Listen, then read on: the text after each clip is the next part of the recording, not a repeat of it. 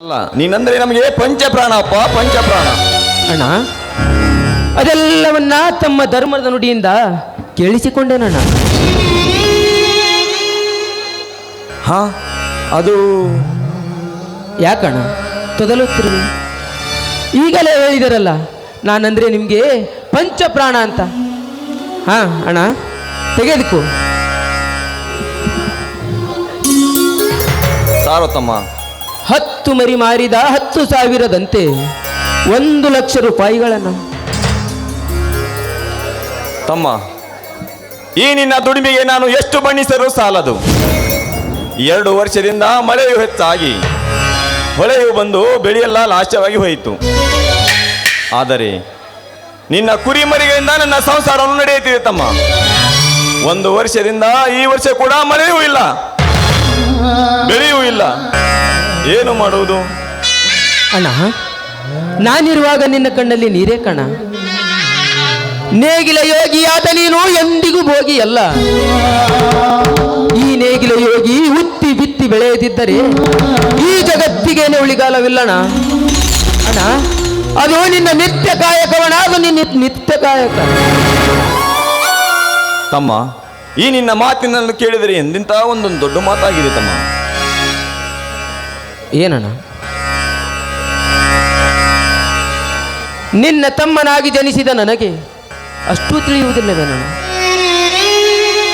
ಅಣ್ಣ, ಕೇಳಿಲಿ ಯೋಗಿಯ ಅರ್ಥವನು. ಅಂಗಹೀನ ಅಂಧನಾಥರಿಗೆ ತಂದೆಯಾಗಿ, ಮೂಗರಿಗೆ ಮೇಘನಾದವಾಗಿ, ಕಲೆ ಸಂಗೀತ ಗಾಯನ ಮಾಡಿಸಿ ಅರಸಿದ ಆಗದುಗಿನ ಪುಟ್ಟ ರಾಜರು ಗಾನಯೋಗಿಗಳಣ್ಣ. ಲಕ್ಷಾನುಲಕ್ಷ ಮಕ್ಕಳಿಗೆ ವಿದ್ಯಾದಾನ ನೀಡಿ ಅನೇಕ ಸಂಘ ಸಂಸ್ಥೆಗಳನ್ನು ಕಟ್ಟಿಸಿ ತ್ರಿವಿಧ ದಾಸೋಹಿಯಾದವ ಸಿದ್ಧಗಂಗಾ ಶ್ರೀಗಳು ಅವರು ಶಿವಯೋಗಿಯಣ್ಣ, ಅವರು ಶಿವಯೋಗಿ. ಹಳ್ಳಿ ಹಳ್ಳಿಗೆ ಸಂಚಾರ ಮಾಡಿಸುತ್ತ ಬಂದ ಭಕ್ತರಿಗೆಲ್ಲ ದೀಕ್ಷೆಯನ್ನು ಕೊಟ್ಟು ಮಾಂಸಮಯವಾದ ಈ ಶರೀರವನ್ನ ಮಂತ್ರಮಯ ಶರೀರವನ್ನಾಗಿಸಿ ಆ ನನ್ನ ಗುರು ಶ್ರದ್ಧಾನಂದರು ಸಂಚಾರಿ ಯೋಗಿಯಣ್ಣ. ಹುಟ್ಟಿನಿಂದಲೇ ಕಾಂಚನವನ್ನ ಕಾಲಿಲ ಸರಿಸಿ ಆಶಯಗಳನ್ನ ತ್ಯಜಿಸಿ ಜೇಬುಗಳಿಲ್ಲದ ಶರ್ಟನ್ನ ಧರಿಸಿ ತಾವು ಸಾಯುವ ಮುನ್ನ ತಾವು ಬರೆದಿಟ್ಟ ಲೇಖನಿಯಲ್ಲಿ ಈ ಜೀವವಿಲ್ಲದ ಮೇಲೆ ಇದರಲ್ಲೇನಿದೆ? ಸತ್ಯವೂ ಇಲ್ಲ, ಅಸತ್ಯವೂ ಇಲ್ಲ, ಸಹಜವೂ ಇಲ್ಲ, ಅಸಹಜವೂ ಇಲ್ಲ, ನಾನು ಇಲ್ಲ, ನೀನು ಇಲ್ಲ, ಇಲ್ಲ ಇಲ್ಲ ಇಲ್ಲ ಇಲ್ಲ ಎಂಬುದೇ ತಾನಿಲ್ಲ ಎಂದು ಬರೆದು ದೈವಾಧೀನರಾದರಲ್ಲ ನನ್ನ ವಿಜಯಪುರದ ಸಿದ್ದೇಶ್ವರ ಶ್ರೀಗಳು. ಅವರು ನಿಜವಾದ ಜ್ಞಾನಿಯೋಗಿಯಣ್ಣ. ತಮ್ಮ, ಎಂಥ ಮಾತುಗಳು ತಮ್ಮ, ನೀನು ಎಂಥ ಮಾತುಗಳು, ಎಂಥ ಬುದ್ಧಿಶಕ್ತಿ ಅಡಗಿದೆ ನಿನ್ನ ಹತ್ರ.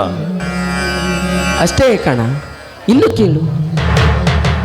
ಸೃಷ್ಟಿಕರ್ತ ನಿರ್ಮಿಸಿದ ಈ ಜಗದಲ್ಲಿ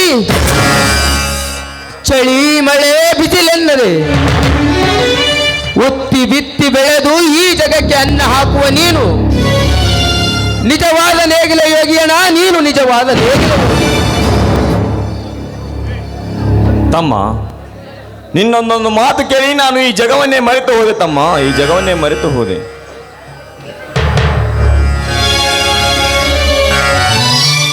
ಅಣ್ಣ ಅಣ್ಣ, ಏನಿದಿಲ್ಲ ಸಂತೋಷದ ಸಂಭ್ರಮ? ಬಾರಪ್ಪ ಶಶಿಧರ್, ಈಗ ಬಂದೆಯಾ? ನಿನ್ನ ವಿದ್ಯಾಭ್ಯಾಸ ಚೆನ್ನಾಗಿ ನಡೆದಿದೆ ತಾನಿ? ಹಾಂ ಅತ್ತಿಗೆ, ವಿದ್ಯಾಭ್ಯಾಸ ಚೆನ್ನಾಗಿ ಬಂದಿದೆ. ಆದರೆ ಹಣಕ್ಕಾಗಿ ಅಣ್ಣನ ಕಡೆಗೆ ಬಂದೆ.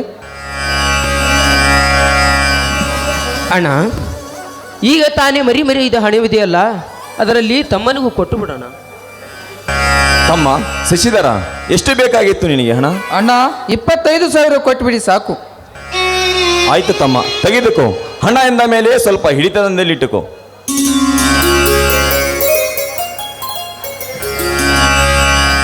ಸ್ವಾಮಿ, ಈ ನಮ್ಮ ಸಂಸಾರ ಎಂಥ ಆನಂದ ಸಾಗರದಲ್ಲಿ ಮುಳುಗಿದೆಯಲ್ಲವೇ?